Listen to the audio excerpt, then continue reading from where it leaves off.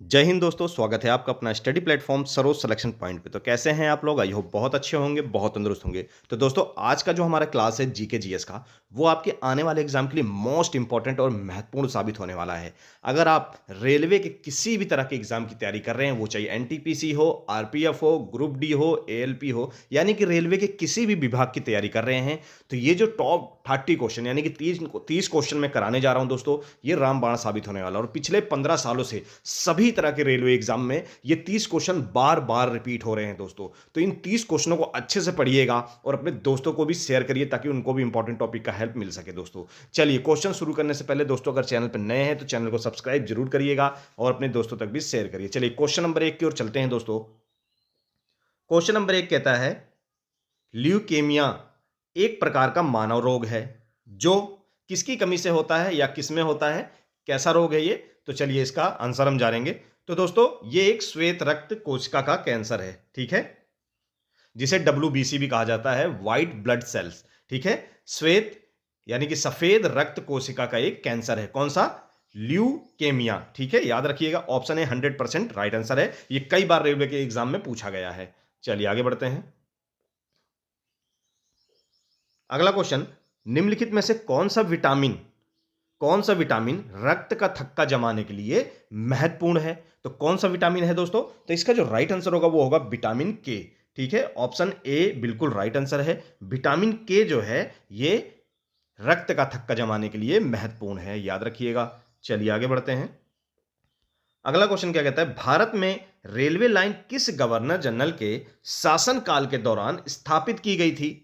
तो इसका right answer क्या होगा दोस्तों? तो याद रखिएगा, लॉर्ड डलहौजी के शासनकाल में। ठीक है, याद रखेंगे, लॉर्ड डलहौजी के शासनकाल में क्या हुआ था?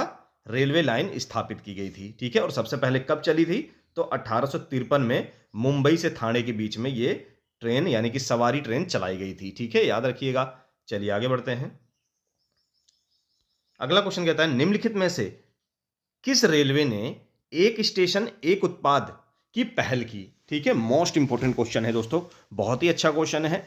तो किस रेलवे ने एक स्टेशन एक उत्पाद की पहल की? तो इसका राइट कौन सा आंसर होगा, यानी कि कौन सा जोन था वो? तो दक्षिण मध्य रेलवे। ठीक है, याद रखिएगा दोस्तों। तो इसका राइट आंसर क्या होगा? दक्षिण मध्य रेलवे, ऑप्शन बी बिल्कुल राइट आंसर है। ठीक है, जिसने एक स्टेशन एक उत्पाद की पहल की। चलिए आगे बढ़ते हैं। अगला क्वेश्चन कहता है, निम्नलिखित में से कौन भारतीय रेलवे का शुभंकर है? तो भारतीय रेलवे का जो शुभंकर है वो क्या चीज है दोस्तों? तो याद रखिएगा, भोलू हाथी। ठीक है, इसको आप भालू नहीं पढ़ेंगे, ठीक है, ये भोलू लिखा हुआ है तो कंफ्यूज नहीं होंगे। भोलू हाथी क्या होता है दोस्तों? एक प्रकार का कार्टून है। ठीक है, एक प्रकार का ये कार्टून है जिसका नाम है भोलू हाथी, ना कि ये भालू है। भोलू हाथी इसका नाम है इस कार्टून का। ठीक है, याद रखिएगा, एक प्रकार का हाथी है। चलिए आगे बढ़ते हैं। अगला क्वेश्चन आपसे कहता है, भारतीय संविधान का निम्नलिखित में से कौन सा अनुच्छेद भारत के वित्त आयोग से संबंधित है?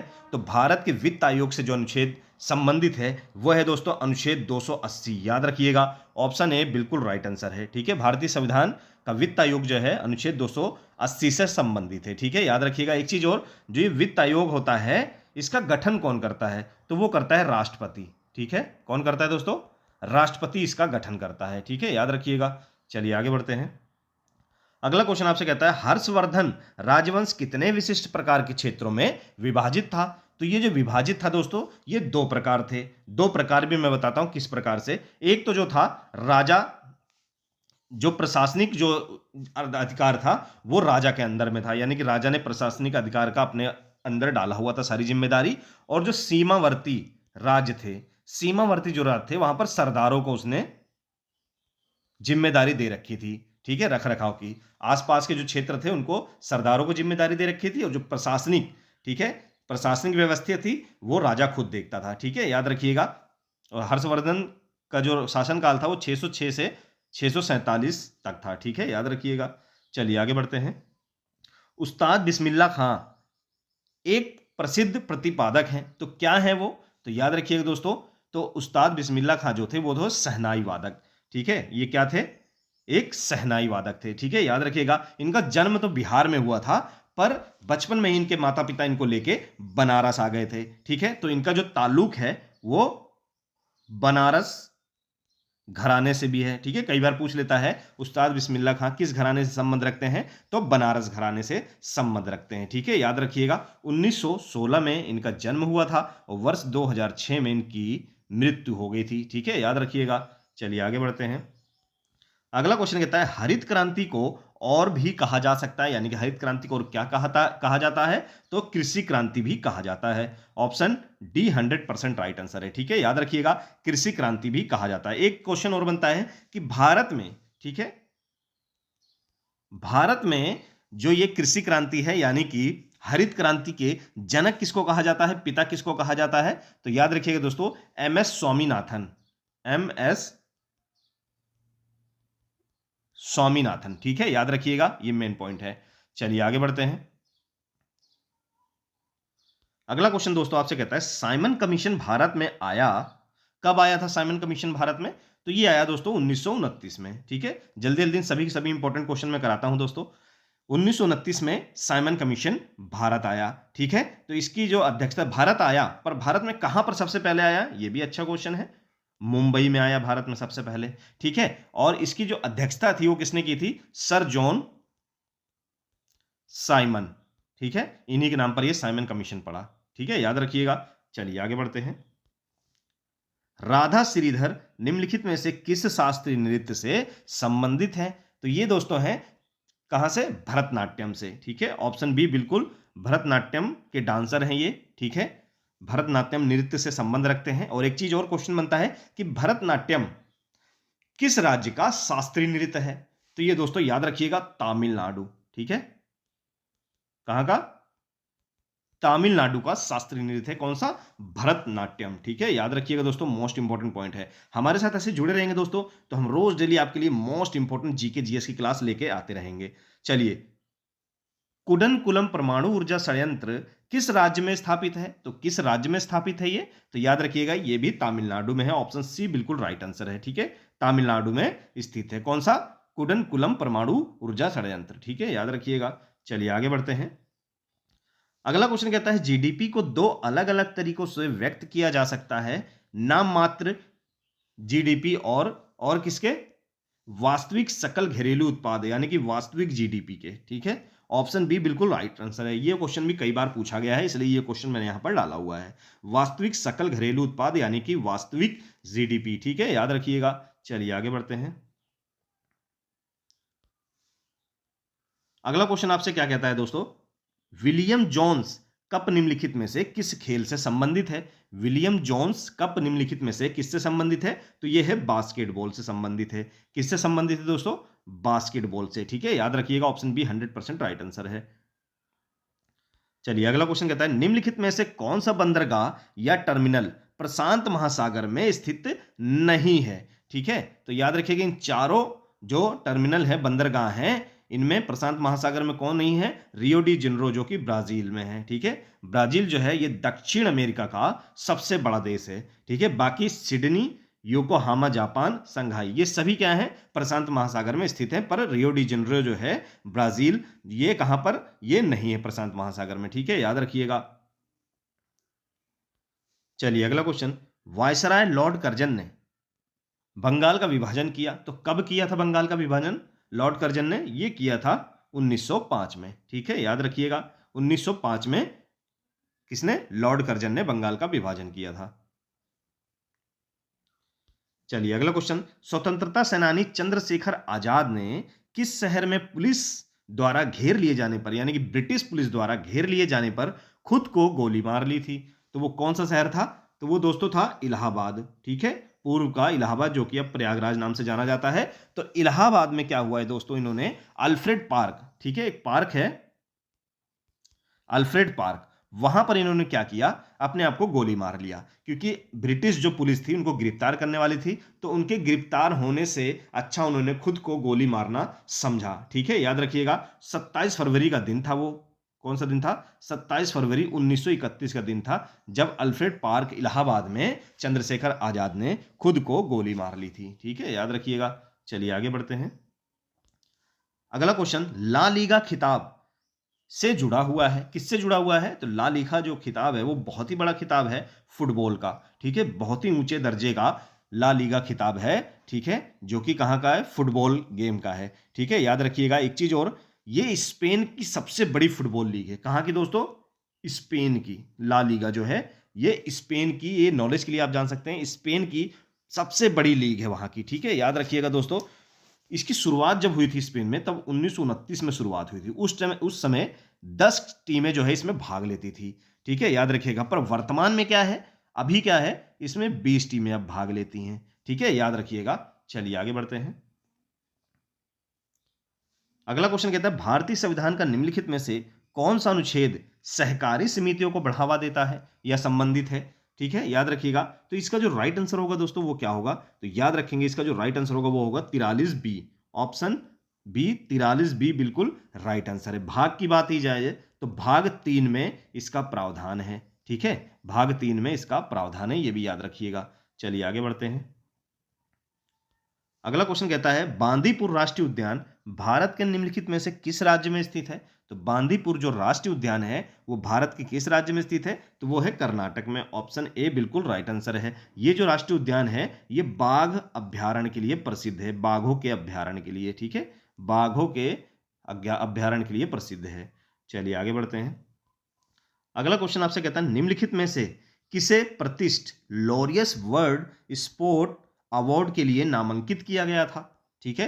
तो याद रखेंगे दोस्तों विनेश फोगोट, ऑप्शन डी बिल्कुल राइट आंसर है। किस लिए? ये बहुत ही इंपॉर्टेंट क्वेश्चन है, क्योंकि जो विनेश फोगोट थी दोस्तों ये पहली भारतीय एथलीट बन गई, ठीक है, ये पहली भारतीय एथलीट बन गई जिनको लॉरियस वर्ल्ड स्पोर्ट अवार्ड से नामांकन किया गया, यानी कि नामांकित किया गया, ये अवार्ड मिला किसे? विनेश फोगोट को, ठीक है, इसलिए मोस्ट इंपॉर्टेंट क्वेश्चन है। चलिए अगला क्वेश्चन। अगला क्वेश्चन आपसे कहता है 86वें संविधान संशोधन अधिनियम 2002, यानी कि 86वां जो संविधान संशोधन हुआ वर्ष 2002 में हुआ, भारत के संविधान में निम्नलिखित में से कौन सा अनुच्छेद सम्मिलित किया गया?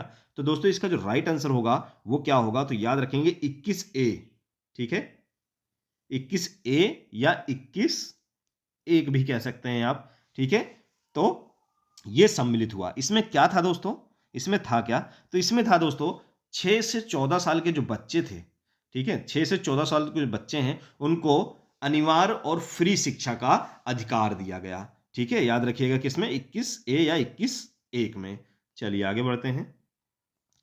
अगला क्वेश्चन क्या कहता है रबी की फसल बोई जाती है तो कौन से मंथ में बोई जाती है? ये बोई जाती है दोस्तों ऑप्शन बी अक्टूबर और नवंबर में, ठीक है। कई जगह लिखा हुआ है अक्टूबर से दिसंबर, पर वो बहुत ही कम होता है। वैसे जो इसका सही सही जो महीना है वो अक्टूबर से नवंबर में ये फसल बोई जाती है। हाँ, कुछ कारणों से कुछ लोग लेट बो देते हैं तो हो सकता है वो दिसंबर फर्स्ट वीक तक चली जाती है, ठीक है। पर 80% जो होता है वो अक्टूबर से नवंबर में ही बोया जाता है। बाकी 10-20% जो बचता है हो सकता है लेट लपेट लोग फर्स्ट दिसंबर तक चले जाते हैं। अब बात आती है कि जो रबी की फसल होती है आखिर होती कौन कौन सी है, ये भी जान लेंगे। तो ये जैसे आप जान सकते हैं गेहूं हो गया, जौ हो गया, चना हो गया, सरसों हो गया, मसूर हो गई और आलू हो गया। ये सब क्या है? ये सब रबी की फसलें हैं, ठीक है, याद रखिएगा। चलिए आगे बढ़ते हैं। अगला क्वेश्चन आपसे क्या कहता है भारतीय संविधान का अनुच्छेद 72 संबंधित है तो किससे संबंधित है? तो भारतीय संविधान का जो अनुच्छेद 72 है दोस्तों ये संबंधित है राष्ट्रपति की क्षमादान देने की शक्ति से। मोस्ट इंपोर्टेंट क्वेश्चन है, किससे संबंधित है? राष्ट्रपति की क्षमादान देने की शक्ति से संबंधित है, ठीक है, याद रखिएगा। चलिए आगे बढ़ते हैं दोस्तों। अगला क्वेश्चन क्या कहता है आपसे झूम की खेती से तात्पर्य है, झूम की खेती से क्या तात्पर्य है दोस्तों? इसका राइट आंसर क्या होगा? ये स्थानांतरित कृषि है, ठीक है, ऑप्शन डी बिल्कुल राइट आंसर है। झूम की खेती से क्या तात्पर्य है? ये एक स्थानांतरित कृषि है, ठीक है, याद रखिएगा। चलिए आगे बढ़ते हैं। अगला क्वेश्चन आपसे कहता है गिरगिट में रंग परिवर्तन किसकी उपस्थिति के कारण होता है? तो गिरगिट में रंग परिवर्तन किसकी उपस्थिति के कारण होता है? तो ये होता है दोस्तों क्रोमेटोफोर, ठीक है, ऑप्शन ए बिल्कुल राइट आंसर है। किसके कारण होता है? क्रोमेटोफोर, ठीक है, हिंदी में बात की जाए तो वर्ण की लवक, ठीक है, वर्ण की लवक के कारण होता है, ठीक है, क्रोमेटोफोर, ऑप्शन ए बिल्कुल राइट आंसर है। चलिए आगे बढ़ते हैं। चलिए दोस्तों, अगला क्वेश्चन क्या कहता है, लाल सड़न रोग निम्नलिखित में से किस पौधे में होता है? तो लाल सड़न जो रोग है दोस्तों, इसे और किस नाम से जाना जाता है? इसको रेड रॉट नाम से भी जाना जाता है। तो ये किस पौधे में होता है? तो ये होता है दोस्तों गन्नों में। ऑप्शन ए 100% राइट आंसर है। ठीक है, गन्ने में होता है लाल सड़न रोग, जिसे रेड रॉट भी कहा जाता है। ठीक है, याद रखिएगा।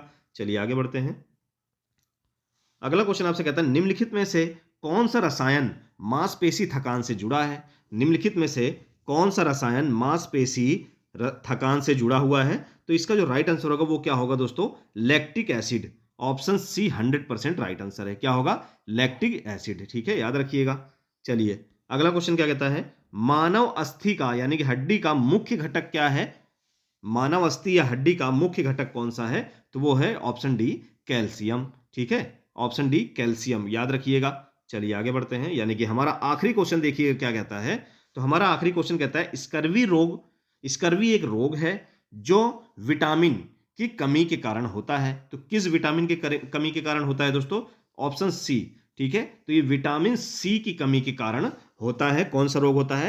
स्कर्वी रोग होता है। ठीक है, याद रखिएगा। तो ये थे दोस्तों टॉप 30 क्वेश्चन जो रेलवे एग्जाम के लिए मोस्ट इंपॉर्टेंट साबित होने वाले हैं और काफी यूजफुल साबित होने वाले हैं, क्योंकि 15-20 सालों से लगातार रेलवे के सभी तरह के एग्जाम में, एनटीपीसी हो, एएलपी हो, ग्रुप डी हो, आरपीएफ हो, सभी तरह के एग्जामों में रेलवे के ये क्वेश्चन बार बार निरंतर रिपीट हो रहे हैं। संभवतः आपके आने वाले एग्जामों में भी इनसे क्वेश्चन देखने को मिले। तो अच्छे से इन सभी के सभी क्वेश्चन को दोस्तों रट लेंगे। हमारे साथ जुड़े रहें। इसी तरह से हम रोज डेली आपके लिए मोस्ट इंपॉर्टेंट जीके जीएस की क्लास लेके आते रहेंगे। चलिए ऐसे जुड़े रहिए, प्यार दिखाते रहिए। फिर मिलेंगे दोस्तों नेक्स्ट वीडियो में एक अच्छे और मोस्ट इंपॉर्टेंट टॉपिक के साथ। तब तक जय हिंद।